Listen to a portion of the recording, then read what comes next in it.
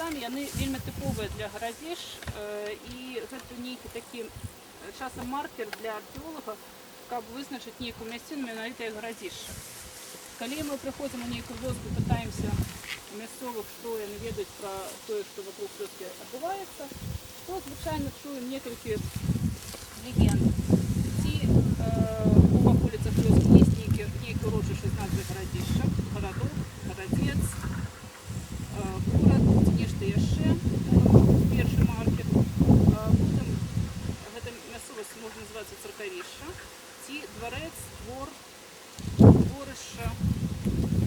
Але гэта вот дварэц, двор, дворышча, гэта ўжо больш познія помнікі, яны звычайна адносяцца да сярэднявечнага часу. І вось гэтая мясцовасць называецца гарадок. Яна ёсць на картах, можна глядзець, вельмі добра бачна, гэта вельмі вялікая пляцоўка, дыяметр каля 160 метраў, плошча агульная з валамі каля 2 гектараў. Можете уявіць сабе, это такая невялічкая вёсачка. Мы прыехалі з Александром на гэтае месца, зрабілі першыя шурпы, але шурпы не паказалі нічога цікавага, бо пласт быў вельмі малы, каля 30 сантыметраў, увесь пераараны цалкам, нават сляды разворвання на мацерыку, вельмі мала знаходак. Там некалькі кавалачкаў керамікі было ў шурпах, але матэрыялы былі. І адмовіцца капаць тут было нельга, бо трэба як мага больш інфармацыі атрымаць ад помніка. І раскопкі пачаліся ў мінулым годзе яшчэ ў пачатку кастрычніка. Мы ўскрылі тады 2 траншэі, якія перасякалі гарадзішча крыж накрыж, з поўначы на поўдзень і з усхода на захад. Ось рэшткі траншэі можна пабачыць, калі перайсці праз гэтую броўку. Там яшчэ ёсць. Адна траншэя праразала цалкам вал. Яшчэ 3 мы вырашылі пакінуць на гэты год прарэзкі, бо траншеі утыкаліся ў дрэвы. А пакуль нельга зрубаць дрэвы, пакуль не пачалося будаўніцтва, і трэба атрымаць дазвол ад лесхоза, шмат іншых праблем, якія вырашаем у гэтым годзе. Раскопкі ў траншеях паказалі, што сапраўды па ўсёй пляцоўцы ідзе вось такі невялікі слой з вельмі малой колькасцю знаходак. Але амаль у першы ж тыдзень мы знайшлі 2 каменныя сякеры. Такія клінавідныя, шліфаваныя, невялікія, вельмі прыгожыя, вельмі такія гладзенькія. Знайшлі менавіта ў гэтым пласце. І ішла кераміка. Немного, але ішла.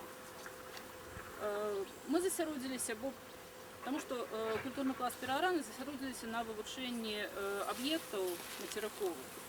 Гэта такая методыка, якая зараз прынята ў Еўропе. Калі верхні пласт пашкоджаны, яго проста здымаюць экскаватарам і засяроджваюцца на аб'ектах.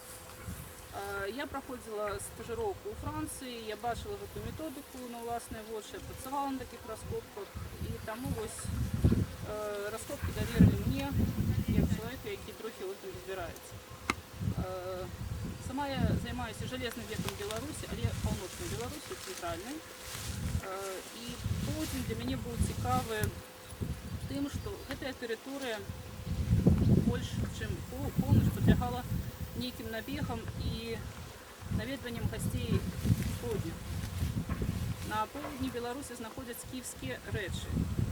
Знаеш, што да нас даходзілі скіфы. Было цікава паглядзець гэты помнік яшчэ таму, што ён адзін з найбольш вялікіх помнікаў мілаградскай культуры. Бо гэтая тэрыторыя Любаншчыны пападае пад арэал распаўсюджання мілаградскай культуры. Таксама культура вельмі цікавая, бо яна адна з культур Беларусі, якая мае такую назву латынізіраваная. Латэн – гэта культура еўрапейская, адносіцца да позняга жалезнага веку. Яна была распаўсюджана амаль па ўсёй Еўропе, амаль аднолькавая, там з невялікімі такімі рэгіянальнымі адрозненнямі. І на тэрыторыі мілаградскай культуры сустракаліся гэты невялікі ўплыў ад мілаградскай культуры. Па-другое, мілаградская культура цікава тым, што яна зведала ўплыў скіфаў, і адна з першых на Беларусі даведалася пра вытворчасць жалеза. самые ранние железные вироби сустракаються на території мілаградської культури. Самые першие, які трапляють на територію Білорусі. Спочатку це було імпортне железо, потім навчилися розводити самі. І ось чим цікавий цей помнік, що у тих траншеях, які амаль були 1500 квадратних метрів площею, не було знайдено ні одного кавалка старожитного железа, тільки сучасне. І деталі трактора, ланцюги коровника, який тут існував, здається, ще років 40-50 тому. Були зустріти і кам'яні вироби, і некілька бронзових.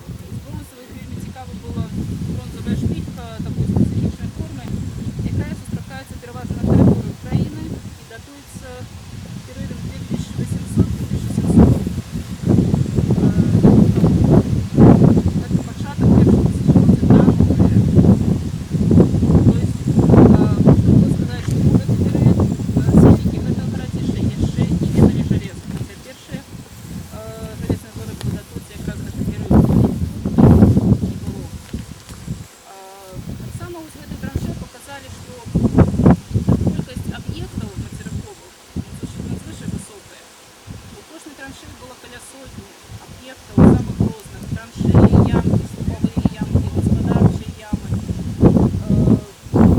Де вельми тратилося швидко часу на вибір хлопцевого пласта, спочатку вибирали вручную, і тому останні участки пляцовки було вирішено здимати верхній пласт екскаватором.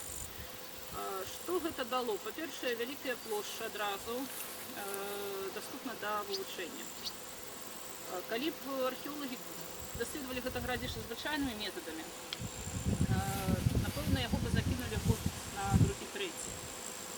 Бо капаць нават па 100-200 метраў, атрымліваючы мінімальную колькасць знаходак, мінімальную колькасць керамікі і нейкія незразумелыя аб'екты на такіх плошах маленькіх, было б проста нецікава.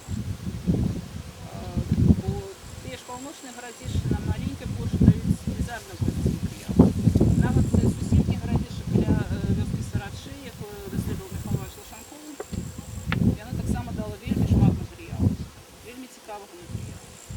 Тут вельмі мала, але менавіта гэтая методыка даследавання плошчы дала нам магчымасць цалкам вылучыць пляцоўку. Мы зараз сканчваем паўночную палову даследаваць і восенню будем працягваць паўднёвую, якую ўжо снялі, якая пакуль застаецца. У паўночнай частцы, у дальнім секторе, які зараз даследуецца, было знойдзена некалькі аб'ектаў, якія можна папярэдне інтэрпрэтаваць як пахаванні. Гэта было тыпова для мілаградцаў рабіць такі невялічкі могільнік на пляцоўцы. Другі цікавы момант, на помніку не знойдзена ніводнага аб'екта, якое можна было бы звязваць з жытлам. Бо жытлы мілаградскай культуры яны вельмі спецыфічныя, яны маюць падпрамавугольную форму з невялікім выступам адным з кутоў. Такіх аб'ектаў тут няма. Вельмі малая колькасць керамікі, малая колькасць знаходак дазваляюць сказаць, што гэта было не жылое гарадзішча, гэта было сховішча. Нейкая такая крэпасць, куды людзі з наваколіц хаваліся ў час небяспекі. І тое, што гэта было сховішча, пацвярджаецца магутнай сістэмай умацавання. Зараз мы засяродзіліся на вывучэнні галоў. Вось вы зараз сидзіце на валу гарадзішча. І вось гэты вал цягнецца па всяму перыметру. Форма круглая, примерно, да? Такая яйкападобная. Самая вузкая частка там за дрэвамі, самая широкая вузкая. Што дало даследаванне вала? Першая прарэзка была зроблена яшчэ ў мінулым годзе, яна вось там самыя такія светлыя пляцоўкі па краю вала. Яна показала, што на гарадзішчы было мінімум 3 пажарышча. Гэта значыць, што мінімум 3 разы помнік паселішча тут ці сховішча цалкам знішчалася, палілі сцену з дрэваў, якая была першапачаткова, зноў будавалі, зноў палілі яшчэ раз. І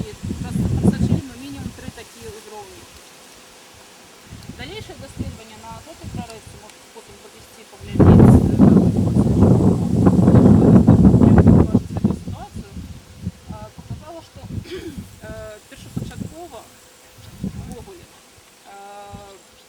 був не один вал, було два. Ви бачите так само, що ви там больше ніже йде отсюда. І ось тут якраз проходив другий вал. Обидва гэты валы былі невысокія, каля метра 20 вышынёю. Але пасля першага пажарыша, першага захопу помніка вырашылі, што трэба неяк умацаваць. Роўчык паміж валамі быў засыпаны, вал быў насыпаны больш высока. На гэтым узроўні фіксуецца самае магутнае умацаванне, самая вялікая колькасць перапаленага бярвення.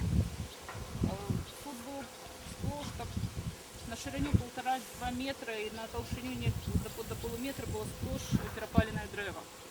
Вельмі добра чыталася дзве сцяны драўляныя, якія былі, паміж імі насыпаўся пясок, каб умацаваць, па знешняй частцы насыпалася хутчэй за ўсё гліна, каб трохі зрабіць гэта больш моцным. Трэці узровень пажарыша чытаецца вельмі слаба, бо ён ужо быў на самай вяршыні вала. І пасля доўгага выкарыстання гэтага помніка ў якасці ворыўнага поля, кароўніка ці яшчэ нечага амаль знівеліраваны. Але дзе-нідзе чытаецца. Яшчэ адзін цікавы момант, як я ўжо вам казала пра жалеза, сказала не дарма, бо у гэтым годзе Гарадзішча препаднесла вялікі сюрпрыз. Быў знойдзены адзін з самых ранніх вырабаў жалезных на тэрыторыі Беларусі. Мы дагэтуль не можам знайсці дакладныя аналогіі, але прыкладныя аналогіі дазваляюць аднесці гэты выраб да скіфскага міра. Гэта невялічкая сякерка. На жаль, я сёння забылася захапіць, але калі будзе жаданне, магу напісаць сваю старонку ў Фейсбуку, можна будзе зайсці ці ў кантакце паглядзець выкладу. Невялічкая сякерка 8 сантиметраў у даўжыню. Яна вельмі маленькая, вельмі акуратненькая, вельмі прыгоженькая такая. Шукалі аналогіі па всяму скіфскаму свету, па Закаўказью нават. Дакладных аналогій няма, прыкладныя ёсць. Датуецца на 5 стагоддзям да новай эры прыкладна, але хутчэй за ўсё больш раннім часам. Але зноў-такі ніякіх прызнакаў таго, што здесь тут існавала вытворчае жалеза, няма.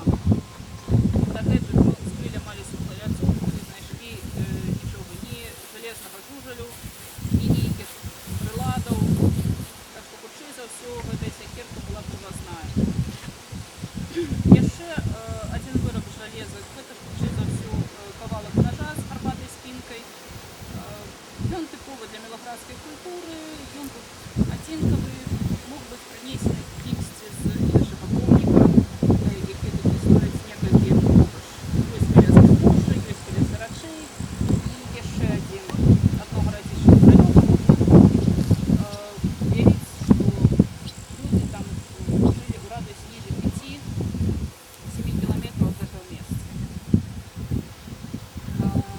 Самае з цікавага было знойдзены прыкметы вытворчасці вырабаў з бронзы. У той частцы некалькі кавалкаў бронзавага жужаля, пару зліткаў бронзы і некалькі такіх, калі растоўленая бронза адлятае, і кропелька застаецца. Дзве такія кропелькі ў адным месцы былі знойдзены, расплюшчаны. Гэта дакладнае сведчанне таго, што тут спрабавалі плавіць бронзу. Не сваю, не здабывалі, бо ні медзі, ні олава на нашай тэрыторыі няма.